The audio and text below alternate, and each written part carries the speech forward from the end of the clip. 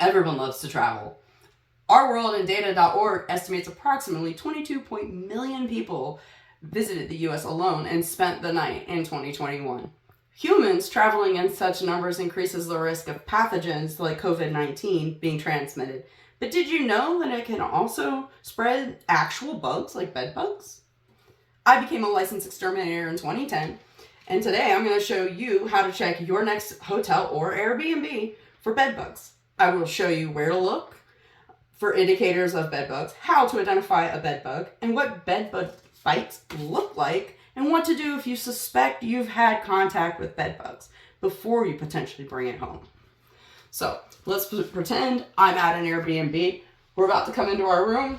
What you want to do is you want to walk in. Before you set anything down, take a deep breath. Do you smell maybe an almond-like scent, a kind of like a citrusy raspberry scent, or maybe like a cilantro smell? That might be your first indicator that there is a problem.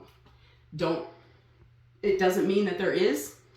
It's just the first indicator. Now, if you can, you want to take off your stuff and leave it outside the room. I understand if you're at a hotel or you're traveling by yourself, you can't always do that. So leave it by the door, maybe in the bathroom, somewhere that's least likely to have bed bugs. And after this video, you'll know where those places are. So what you want to do is you want to come in and you see your bed first. It's the first place you want to check because, like the name says, bed bugs, this is where they feed. You want to pull up your first layer. Got no spots. That's a good indicator. You want to keep going layer by layer and looking for little brown spots, the blood stains from where they were feeding. And you can pick up a bed bug anywhere, in the airport lobby, in a rental car, anywhere. Literally anywhere there's a bed bug. If it hops on the cuff of your pants, you've got a bed bug now. So this is pretty good. We've got no bed bug signs yet. There's no stains. There's no blood marks. If you were to see any blood marks and little lines, that's a bad sign. Bed bugs feed in lines. And when you roll over, sometimes you squish one or you bled and you bleed in the lines, that's a pretty strong indicator that you've got bugs. And you want to get all the way down to the mattress. And what you want to check when you get down to your mattress are your seams.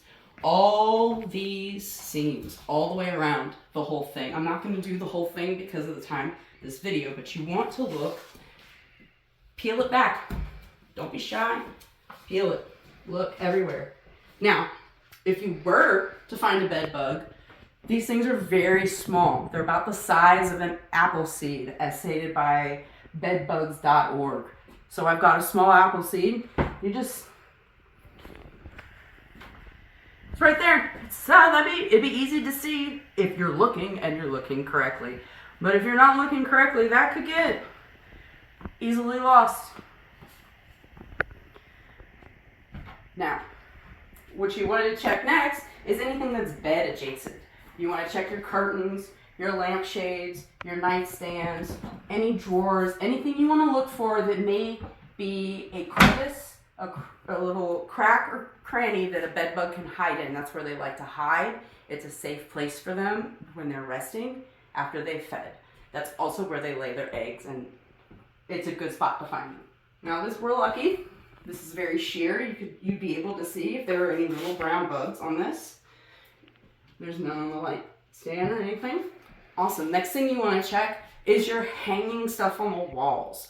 Bed bugs can travel up to 20 feet to feet, so that means that they're not always going to nest on your bed. Room is average, 8 by 10? That's a lot of space for them to hide it. You look at pictures like this. If you can take it off the wall, take it off the wall and look at it. If you can't, you want to get in there and look along your lines. I one time found a whole entire nest of bed bugs in a picture frame in a motel. It's no joke. Check your picture frames. All right. And if you have no bed bugs in your room and you spend the night, but you wake up the next day to find little track marks down your arm or your leg or your back that look like this, you may have been bitten by a bed bug, and you may have one in your clothes or in your luggage. What you want to do when you get home, before you take it inside, put everything in a black trash bag. Leave it out in the sunshine. Unfortunately, if it's winter in your area, you may have to artificially make it hot. Steam kills, heat kills, that kills their larval stage, their juvenile stage, and their adult stage.